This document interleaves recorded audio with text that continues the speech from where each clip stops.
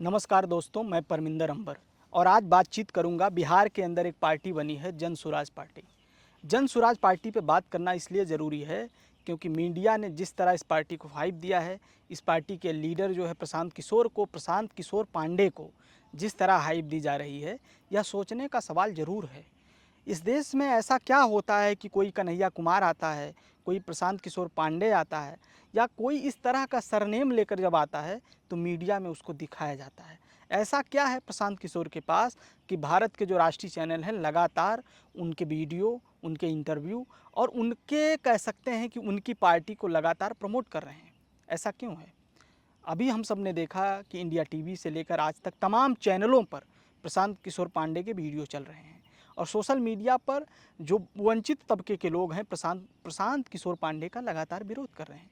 ऐसा क्या है? ऐसा क्या है कि प्रशांत किशोर बता रहे हैं कि मैंने पहली बार जो है पहला दलित अध्यक्ष दिया है।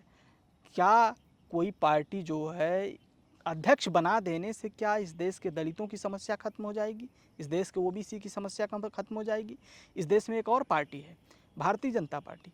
क्या उसने दलितों को उसने दलितों को कह सकते हैं कि सांसद नहीं बनाया है? क्या उसने दलितों को इस देश में जो है राज्यसभा नहीं भेजा है? भेजा है। लेकिन इससे सवाल क्या दलितों के सवाल हल हुए हैं? एक बात होती है कि अपना लीडर, एक होता है दूसरे का बनाया हुआ लीडर। तो प्रशांत किशोर जो पार्टी की बात कर रहे हैं कि इस देश में बिहार के अंदर कह सकते हैं कि समाजवादियों की जो सरकार रही है इतने सालों में, उसने कुछ नहीं किया है।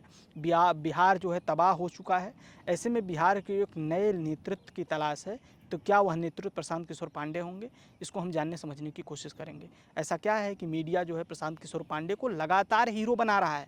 ऐसा क्या है प्रशांत किशोर पांडे के अंदर जो मीडिया ये बता रहा है कि ये देश के अगले लीडर हो सकते हैं? एक बात आप सबको समझनी होगी। इस देश में जब 29 समुदायों के लोग पॉलिटिक्स करते हैं तब उनको इस देश का मीडिया नहीं दिखाता है। जब कोई पांडे और इस सरनेम के साथ जब कोई आता है, भारत का अपर कास्ट जब राजनीति में आता है तो वह बड़ी बड़ी बातें करता है।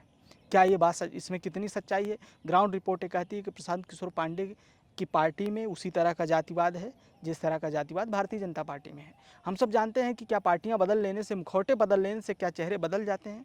कि राम राज में बदला केवल ढांचा है, सूरत शक्ल वही है भैया, के बदला केवल ढांचा है। तो क्या क्या ढांचा बदल गया है? क्या प्रशांत किशोर पांडे भारतीय जनता पार्टी के लिए बी टीम की तरह काम कर रहे हैं? क्योंकि भारतीय जनता पार्टी लाख कोशिश के बाद भी बिहार के अंदर अपनी सरकार बनाने में असफल है।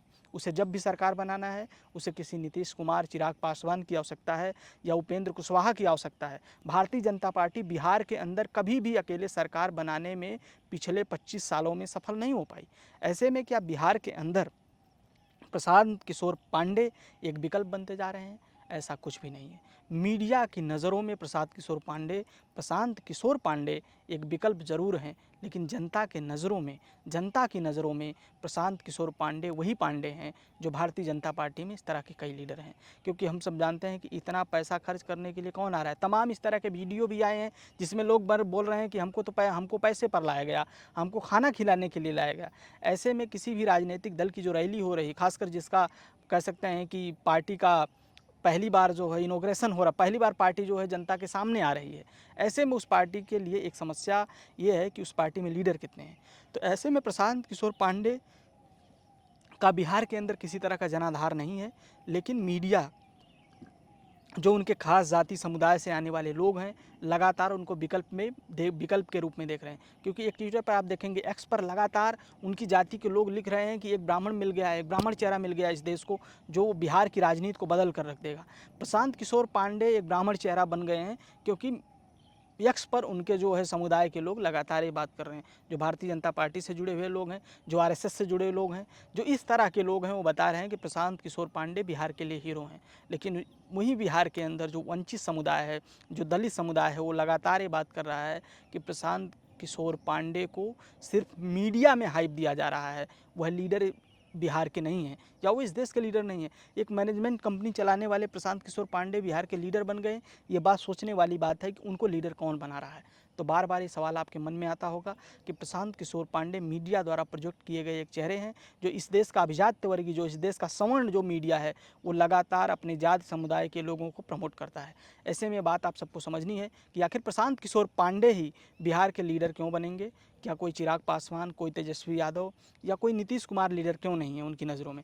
क्योंकि कोई भी दलित पिछड़े का जब समुदाय का जब लीडर नेता बनता है तो उसके राज्य को जंगल राज बोला जाता है। अब हमने देखा कि उत्तर प्रदेश के अंदर जिस तरह अखिलेश यादव जी की सरकार थी, तमाम जो है बिजली के कारखाने लगाए गए, थर्मल पावर प्लांट लगाए गए, जो है कह सकते हैं कि कानपुर से लेकर लखनऊ में मेट्रो की बात की गई और लखनऊ में मेट्रो चल रही है। ऐसे में जो मेट्रो की बात करने वाले, विकास की बात करने वाले, तमाम परियोजनाओं की बात करने वाले, तमाम तरह की सुरक्षा की बात करने वाले किसी प्रदेश के लीडर को लगातार उनके राज्य में लगातार उसको बदनाम करने की कोशिश मीडिया द्वारा की गई। अभी उत्तर प्रदेश के अंदर हम सब देख रहे हैं किस तरह से कत्लेआम कह सकते हैं, किस तरह से एनकाउंटर हो रहे हैं, पुलिस मशीनरी का प्रयोग करके कैसे लोगों के घर बुलडोजर से गिराए जा रहे हैं।